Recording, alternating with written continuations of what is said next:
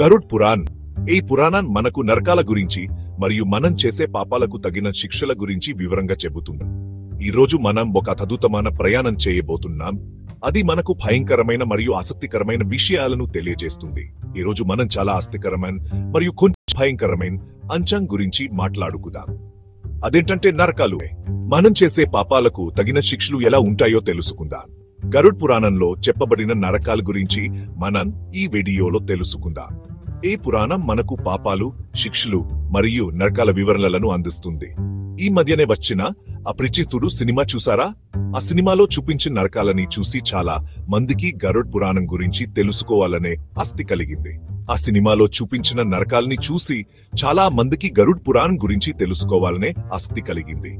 ఈ పురాణం మనకు పాపాలు మరియు వాటికి తగిన శిక్షల గురించి వివరంగా చెబుతుంది.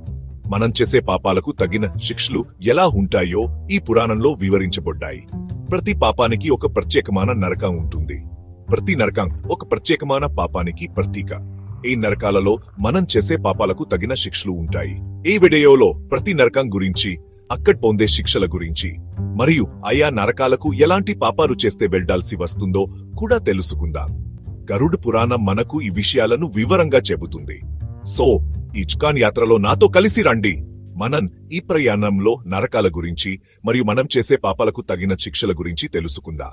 ఇది ఒక అద్భుతమైన మరియు ఆసక్తికరమైన ప్రయాణం అవుతుంది. రౌరవ్ నరకం చుర్చురా కాలుతున్న అగ్నిగుండం. ఇది ఒక భయంకరమైన ప్రదేశం. ఇక్కడి వేడి మనసుకు భయాన్ని కలిగిస్తుంది. మొదటగా మనం తెలుసుకునేది రౌరవ్ నరకం గురించి. ఈ పురాణాలలో వర్ణించబడిన ఒక నరకం ఇక్కడికి పాపులు చనిపోయిన తర్వాత వెళ్లాల్సి వస్తుంది. ఈ నరకం పేరు వినగానే గుట్లు మండిపోతున్నట్టు ఉంది కదూ? ఈ పేరు వినగానే మనసులో భయం పుట్టిస్తుంది. నిజమే, ఈ నరకంలో ఉండే వేడిమి అంత భయంకరమైంది. ఇక్కడి వేడి మనిషిని తట్టుకోలేనంతగా ఉంటుంది. ఎవరైతే ఈ జన్మలో హింసని, క్రూరత్వాన్ని ప్రోత్సహిస్తారో, నిర్దోషులను హింసిస్తారో, పశుపక్ష్యాదులను చంపుతారో వాళ్ళు చావు తర్వాత ఈ రౌరవ్ నరకానికి వెళ్లాల్సి వస్తుంది. ఇక్కడి శిక్షలు భయంకరంగా ఉంటాయి. ఇప్పుడు ఈ నరకంలో శిక్ష ఎలా ఉంటుందో ఊహించుకోండి. ఒక పెద్ద అగ్నిగుండం, చుట్టూ భయంకరమైన జంతువులు. ఈ జంతువులు ఎప్పుడూ ఆకలితో ఉంటాయి. ఆ వేడిమికి తట్టుకోలేక అరుస్తూ కేకలు వేస్తూ పరిగెడుతుంటే ఆ జంతువులు మీ మీద జిమ్మి కరుకుతుంటాయి. ఈ బాధను తట్టుకోవడం చాలా కష్టం. కానీ ఒక్క నిమిషం ఆలోచించండి. మనం చేసే పాపాలకు ఫలితం అనుభవించాల్సి వస్తుంది. ఇది ఒక శిక్ష మాత్రమే కాదు, ఒక పాపం కూడా. మనం చేసే పాపాలకు ఫలితం అనుభవించాల్సి వస్తుంది. ఇది కర్మ సిద్ధాంతం. మనం చేసే ప్రతి చర్యకు ఒక ప్రతిఫలం ఉంటుంది. అందుకే ఎప్పుడూ హింసకు దూరంగా ఉండాలి, క్రూరత్వాన్ని మానాలి. మనం చేసే ప్రతి చర్యను ఆలోచించి చేయాలి. ప్రతి జీవి పట్ల దయ, ప్రేమ కలిగి ఉండాలి. మనం చేసే ప్రతి మంచి పని మనకు మంచి ఫలితాలను ఇస్తుంది. మనం ప్రేమతో, దయతో ఉండాలి. శుకర్ నరకం అసహ్యకరమైన దుర్గంధం. ఇక రెండోది శుకర్ నరకం. ఈ పేరు వినగానే ఏదో మురికి, దుర్గంధం గుర్తుకొస్తుంది కదూ? అవును, మీరు ఊహించింది నిజమే. ఈ నరకంలో శిక్ష చాలా భయంకరంగా ఉంటుంది. ఈ పేరు వినగానే ఏదో మురికి, దుర్గంధం గుర్తుకొస్తుంది కదూ? అవును, మీరు ఊహించింది నిజమే. ఈ నరకంలో శిక్ష చాలా భయంకరంగా ఉంటుంది. ఎవరైతే తమ జీవితాలను తినడం, తాగడం మరియు ఇతర అనుభవాలకు అంకితం చేస్తారో, ఎటువంటి నియంత్రణ లేకుండా జీవిస్తారో వారు చావు తర్వాత ఈ శుకర్ నరకానికి వెళ్లాల్సి వస్తుంది. ఈ నరకంలో శిక్ష చాలా భయంకరంగా ఉంటుంది. ఎవరైతే తమ జీవితాలను తినడం, తాగడం మరియు ఇతర అనుభవాలకు అంకితం చేస్తారో, ఎటువంటి నియంత్రణ లేకుండా జీవిస్తారో వారు చావు తర్వాత ఈ శుకర్ నరకానికి వెళ్లాల్సి వస్తుంది. ఇప్పుడు ఈ నరకంలో శిక్ష ఎలా ఉంటుందో చూద్దాం. ఊహించుకోండి, మీరు ఒక పందిగా మారారు. చుట్టూ దుర్గంధం, మురికి. మీరు తినేది మాత్రం మీరు వదిలేసిన మల్లమూత్రాలు. క్షమించండి ఫ్రెండ్స్, కానీ నిజం చెప్పాలి కదా. ఊహించుకోండి, మీరు ఒక పందిగా మారారు. చుట్టూ దుర్గంధం, మురికి. ఈ బాధ తట్టుకోవడం ఎవరి తరం కాదు. మీరు తినేది మాత్రం మీరు వదిలేసిన మలమూత్రాలు. ఈ బాధ తట్టుకోవడం ఎవరి తరం కాదు. కానీ దీని వెనుక ఒక సందేశం ఉంది. మనం మన జీవితాల్లో నియంత్రణతో ఉండాలి. ఈ బాధ తట్టుకోవడం ఎవరి తరం కాదు. కానీ దీని వెనుక ఒక సందేశం ఉంది. మనం మన జీవితాల్లో నియంత్రణతో ఉండాలి. తినడం, తాగడం మరియు ఇతర అనుభవాలను ఆస్వాదించడంలో తప్పు లేదు. కానీ దీని వెనుక ఒక సందేశం ఉంది. మనం మన జీవితంలో నియంత్రణతో ఉండాలి. తినడం, తాగడం, ఇతర అనుభవాలను ఆస్వాదించడంలో తప్పు లేదు. కానీ వాటికి మనం బానిసలుగా మారకూడదు. మన మనసుని నియంత్రించుకోవాలి. మనం నియంత్రణతో జీవిస్తే మనం మన జీవితాలను మరింత సంతోషంగా ఆరోగ్యంగా గడపగలం. కానీ వాటికి మనం బానిసలుగా మారకూడదు. మన మనసుని నియంత్రించుకోవాలి. అప్పుడే మనం నిజమైన సుఖాన్ని పొందగలం. మనం నియంత్రణతో జీవిస్తే మనం మన జీవితాలను మరింత సంతోషంగా ఆరోగ్యంగా గడపగలం. మనం నియంత్రణతో జీవిస్తే మనం మన జీవితాలను మరింత సంతోషంగా ఆరోగ్యంగా గడపగలం. అప్పుడే మనం నిజమైన శుభాన్ని పొందగలం. నరకంలోకం మన ప్రయాణంలో భాగంగా ఈ రోజు మనం మరింత లోతుగా వెళ్లి తమిశ్రా మరియు అంతమిశ్రా అనే నరకాల గురించి తెలుసుకుందాం. మన పురాణాల ప్రకారం పాపం చేసేవారు మరణం తర్వాత ఈ నరకాలలో శిక్ష అనుభవిస్తారు. ఈ నరకాలలో ఉండే భయంకరమైన పరిస్థితుల గురించి మనం తెలుసుకుంటాం. మరియు ఇప్పుడు మనం మొదటగా తమిశ్రా నరకంలోకి ప్రవేశిద్దాం. ఇది ఒక భయంకరమైన ప్రదేశం. ఇక్కడ చీకటి మాత్రమే కాదు, భయంకరమైన శిక్షలు కూడా ఉన్నాయి. ఈ నరకం పేరులోనే దాని స్వభావం దాగి ఉంది. తమిశ్రా అంటే చీకటి. కాని ఈ చీకటి సాధారణ కాదు. ఇది మనసును కమ్మేసే, ఆత్మను కదిలించే చీకటి. కాని ఇది సాధారణ చీకటి కాదు. ఇది అంతులేని అపరియాడని చీకటి. ఇది మనసును కమ్మేసి ఆత్మను పెట్టే చీకటి. ఇది అంతులేని అపరియాడని చీకటి. ఇక మీరు మీ చుట్టూ ఏమి ఉందో కూడా చూడలేరు. ఇది ఒక భయంకరమైన అనుభవం. ఈ చీకటిలో మీరు మీ చేతులను కూడా చూసుకోలేరు. ఇది ఒక భయంకరమైన అనుభవం. మీరు ఎక్కడున్నారో కూడా తెలియదు. ఈ నరకంలో మోసం, కపటత్వం, అజ్ఞానం లేదా దురాశ వంటి పాపాలు చేసిన వారు శిక్ష అనుభవిస్తారు. వారు తమ పాపాల ఫలితాలను ఇక్కడ అనుభవిస్తారు. వారు నిరంతరం భయంకరమైన జీవుల దాడికి గురవుతారు. ఈ జీవులు వారి అవలను భయపెట్టాయి, వారికి నిద్ర లేకుండా చేస్తాయి. కాని వారికి ఏమి జరుగుతుందో వారు చూడలేరు, అర్థం చేసుకోలేరు. ఈ చీకటి వారి అచనానాన్ని మరియు అంతత్వాన్ని సూచిస్తుంది. వారి చర్యల వల్ల కలిగే అత్వానాన్ని అంతత్వాన్ని ఈ చీకటి సూచిస్తుంది. ఇది ఒక శాశ్వత శిక్ష. ఇక్కడ వారు ఎప్పటికీ బయటకు రాలేరు. తమిశ్రా అనేది అజ్ఞానం, మోసం మరియు కపటత్వంతో నిండిన జీవితం యొక్క పరిణామాలను ప్రతిబింబిస్తుంది. ఇది మనం చేసే పనులకు ప్రతిఫలంగా వస్తుంది. మన చర్యలకు మనం బాధ్యత వహించాలని తమిశ్రా మనకు బోధిస్తుంది. ఇది ఒక పాయం. మనం ఎప్పుడూ గుర్తుంచుకోవాలి. మనం చేసే ప్రతి పనికి పరిణామాలు ఉంటాయి. మనం చేసే ప్రతి చర్యకు ఒక ప్రతిఫలం ఉంటుంది. కాబట్టి మనం ఎల్లప్పుడూ సత్యం, సంగర్త మరియు జ్ఞానం యొక్క మార్గంలో నడవాలి. ఇది మనకు శాంతి మరియు ఆనందం తెస్తుంది. ఇప్పుడు తమిశ్రాలో శిక్ష అనుభవించే వారి గురించి ఒక కథ చెబుతాను. ఇది మనకు ఒక పాయం ఇస్తుంది. ఒకప్పుడు రాము అనే ధనవంతుడు ఉండేవాడు. అతను చాలా ధనవంతుడు, కాని అతని హృదయం చీకటితో నిండింది. అతను చాలా దురాజ్పరుడు మరియు స్వారపరుడు. అతని ధనం అతనికి మాత్రమే కావాలి, ఇతరులకు కాదు. అతను తన డబ్బును పేదలకు సహాయం చేయడానికి ఎప్పుడూ ఖర్చు చేయలేదు. అతని హృదయం కఠినంగా మారింది. ఒకరోజు ఒక పేద బ్రాహ్మణుడు రాము దగ్గరికి వచ్చి భిక్ష అడిగాడు. అతను చాలా ఆకలితో ఉన్నాడు. కాని రాము అతనిని తిట్టి తరిమై కొట్టాడు. అతని హృదయం కఠినంగా మారింది. బ్రాహ్మణుడు కోపంతో, నీ దురాశకు నువ్వు తప్పకుండా శిక్ష అనుభవిస్తావు అని చెప్పించాడు. రాము చాపాన్ని పట్టించుకోలేదు. అతను తన ధనంతో సంతోషంగా ఉండాలని అనుకున్నాడు. కాని కొన్ని రోజుల తరువాత అతను అనారోగ్యానికి గురై చనిపోయాడు.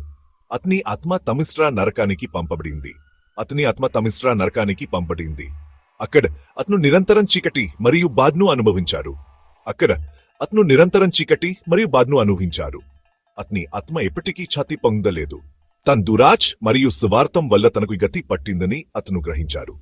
కాని అప్పటికే చాలా ఆలస్యం అయింది.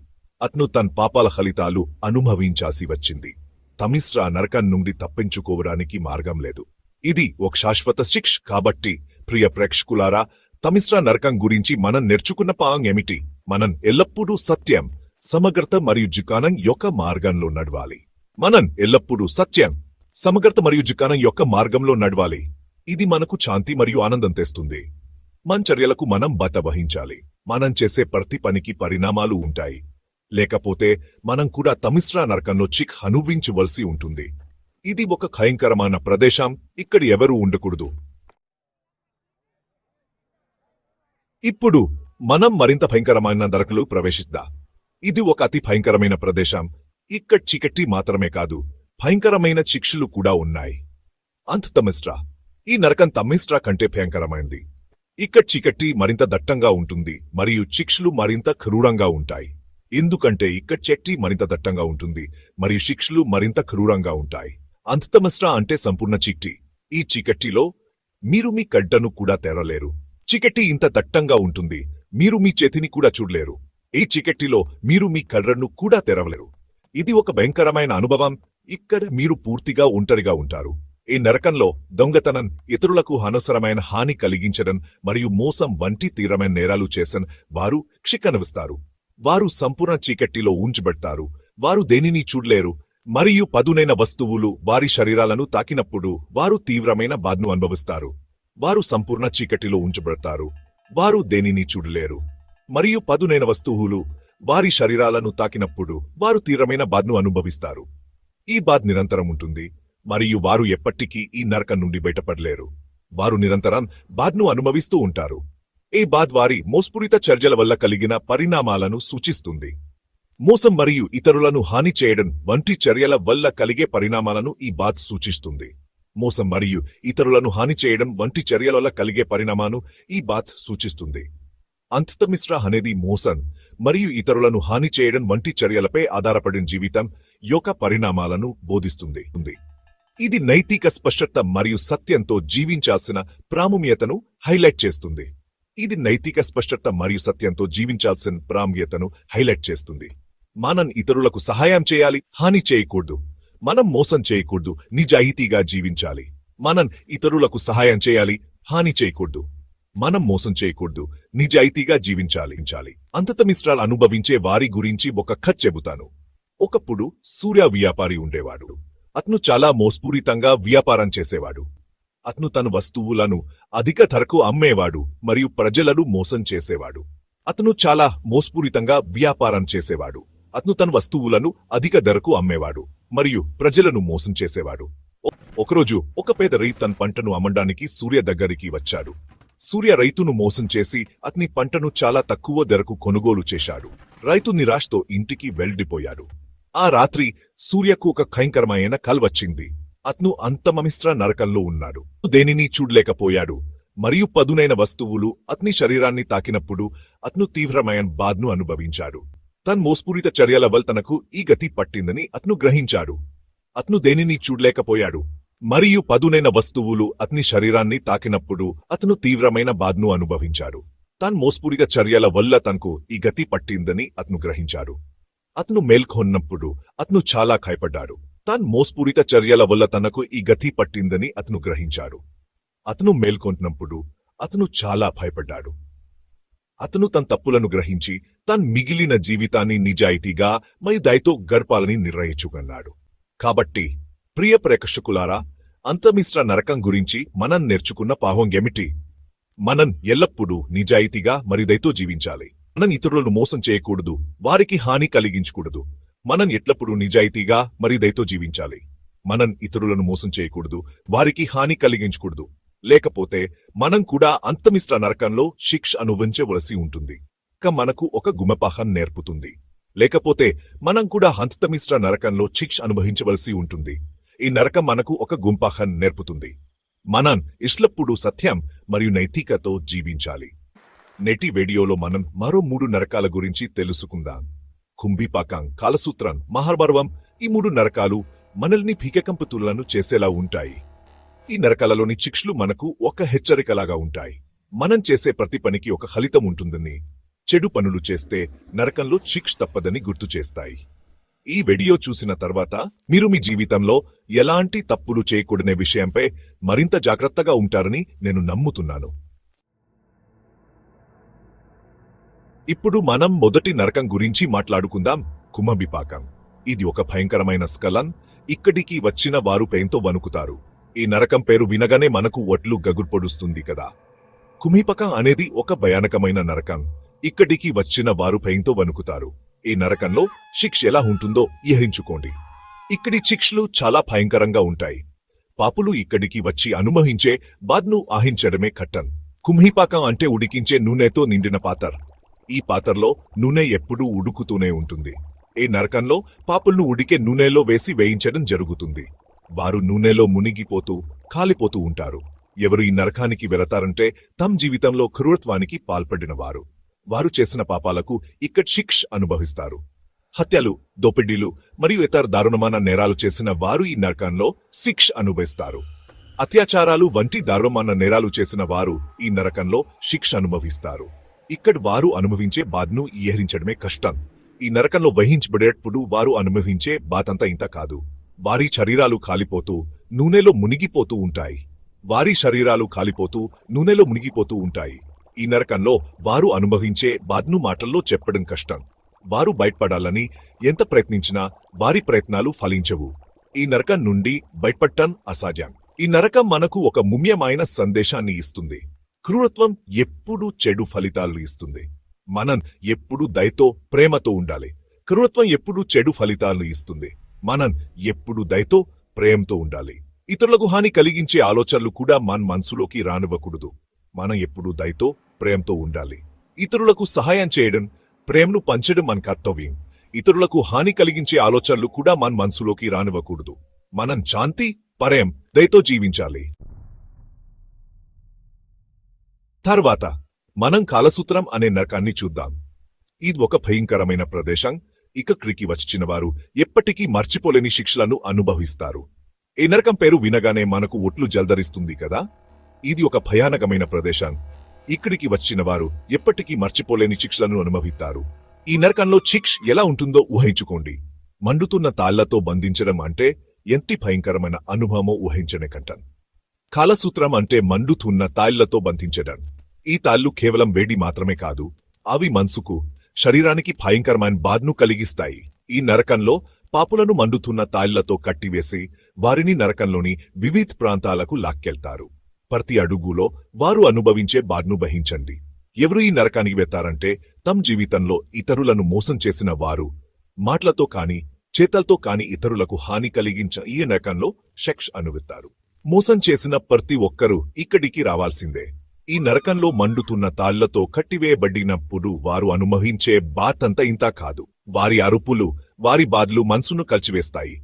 వారి శరీరాలు కాలిపోతూ తాళ్లు వారి చర్మాన్ని చీల్చుకుంటూ వెళ్తాయి. ఈ బాధను వారు ఎప్పటికీ మర్చిపోలేరు. వారు బయటపడాలని ఎంత ప్రయత్నించినా వారి ప్రయత్నాలు ఫలించవు. ఈ నరకం నుండి తప్పించుకోవడం అసాధ్యం. ఈ నరకం మనకు ఒక ముఖ్యమైన సందేశాన్ని ఇస్తుంది. మోసం ఎప్పుడూ చెడు ఫలితాలను ఇస్తుంది. మనం ఎప్పుడు నిజాయితీగా ఉండాలి. మనం ఎప్పుడు నిజాయితీగా అజాయంగా ఉండాలి. నిజాయితీ మన జీవితంలో ఒక ముఖ్యమైన విలువ. ఇతరులను మోసం చేసే ఆలోచనలు కూడా మన మనసులోకి రానివ్వకూడదు. మన మనసును శాంతంగా, సత్యంగా ఉంచుకోవాలి. మనం నిజాయితీగా, ధ్యేయంగా ఉంటే మన జీవితంలో శాంతి, ఆనందం ఉంటుంది. కాలసూత్రం మనకు ఈ విషయాన్ని గుర్తు చేస్తుంది. చివరగా మనం మహారవరవం అనే నరకాన్ని చూద్దాం. ఈ నరకం పేరు వినగానే మనకు గుండె వేగంగా కొట్టుకుంటుంది కదా. ఈ నరకంలో శిక్ష ఎలా ఉంటుందో ఊహించుకోండి. మహారవరవం అంటే భయంకరమైన జంతువులతో నిండిన నరకం. ఈ నరకంలో పాపులను భయంకరమైన జంతువుల మధ్య వదిలేస్తారు. ఎవరు ఈ నరకానికి వెళ్తారంటే తమ జీవితంలో హింసకు పాల్పడిన వారు, ఇతరులను హింసించి ఆనందించిన వారు ఈ నరకంలో శిక్ష అనుభవిస్తారు. ఈ నరకంలో భయంకరమైన జంతువుల మధ్య వదిలేయబడినప్పుడు వారు అనుభవించే భయం అంతా ఇంత కాదు.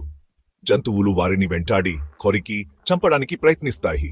వారు బయటపడాలని ఎంత ప్రయత్నించినా వారి ప్రయత్నాలు ఫలించవు. ఈ నరకం మనకు ఒక ముఖ్యమైన సందేశాన్ని ఇస్తుంది. హింస ఎప్పుడూ చెడు ఫలితాలను ఇస్తుంది. మనం ఎప్పుడూ శాంతియుతంగా, ప్రేమతో ఉండాలి. ఇతరులకు హాని కలిగించే ఆలోచనలు కూడా మన మనసులోకి రానివ్వకూడదు. ఈ వీడియోకు సంబంధించిన ఎలాంటి సందేహాలు లేదా ప్రశ్నలు ఉన్నా దయచేసి కింద కామెంట్ చేయండి. ఈ భావనలపై మరింత స్పష్టతనిచ్చేందుకు భవిష్యత్తు వీడియోలలో వాటిని పరిష్కరించడానికి నా వంతు కృషి చేస్తాను. మీ అభిప్రాయాలు మరియు ఆసక్తిలకు స్వాగతం. మా తదుపరి వీడియోను మిస్ కాకుండా ఉండేందుకు సబ్స్క్రైబ్ చేయడం మరియు నోటిఫికేషన్ బెల్ను హిట్ చేయడం మర్చిపోవద్దు. అక్కడ మేము ఈ లోతైన విషయాలలో మరింత లోతుగా ప్రవేశిస్తాము.